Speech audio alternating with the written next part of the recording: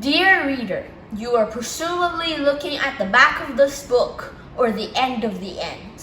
The end of the end is the best place to begin the end, because if you read the end from the beginning of the beginning of the end to the end of the end of the end, you will arrive at the end of your rope.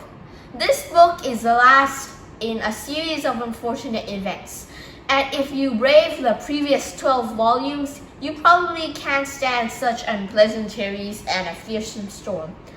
A suspicious beverage, a herd of wild sheep, an enormous birdcage, and a truly haunting secret about the Baudelaire parents. It has been my solemn occupation to complete the history of the Baudelaire orphans, and at last I am finished. You likely have some other occupation, so if I were you, I would drop this book at once so the end does not finish you.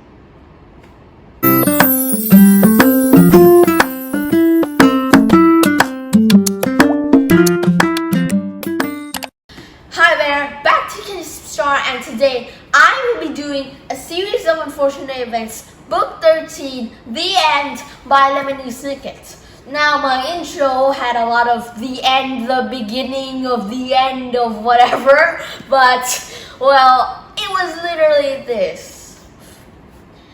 I read this part and I thought it was pretty funny, so I went and put it to be a scoop of the video, like what I did in book 12, but like in the middle instead of the first part. So, what is this book about is I left book 12 with the hotel burning on fire and they're going on a boat.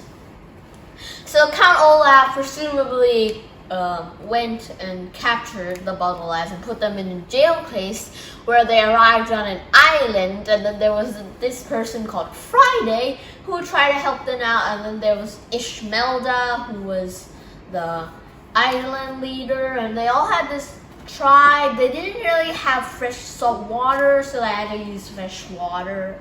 Their fresh water source was coconut milk, and it was pretty much nothing until there was this part. So basically this book was a lot of explaining about the island, and I'm going to skip about that part and the VFD thoughts and whatever. I'm going to skip to where you actually can tell about it. The climax. This is very quick because the introduction and the rising action presumably are always the same. So I don't know, why do I have to do the introduction and the rising action together? Because they're exactly the same, like telling about the island and how the Baudelaires do whatever. So the climax is when, for some reason, there was a Mycoid millennium in the island, and everyone was in the thingy, and of course, KennieSuperstar, for some reason, found the Baudelaires on this island, and her last act was that she actually gave birth to a child, because last time she was pregnant, as I said in book 12. Then KennieSuperstar presumably died of Mycoid millennium, and Count Olaf died of a harpoon gun from KennieSuperstar and the Baudelaires. And Count Olaf's last action was pretty good to try and save KennieSuperstar's child before giving it to the Baudelaires and letting the Baudelaires take care of it. So basically, I have to skip all the way to the end. And this book, being the longest book, has the shortest plot. This is why this is my least favorite book of the whole series of unfortunate events.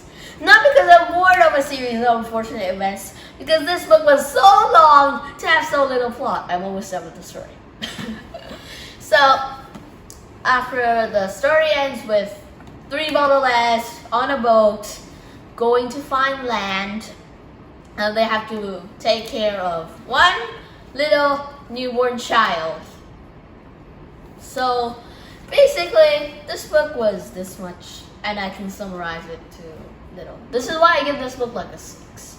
6 out of 10, because one, it gave me, so long of a book, and, well, you know, I only had this much of a plot to give you. They added so many plots in the pearl that like I think this book has a little too little plot, and yeah, so you know, it's pretty okay book. I think it's halfway decent, so I give it a 6 out of 10. If you like this book, give it a like, subscribe, watch my other videos, watch my other series of unfortunate videos if you haven't done yet.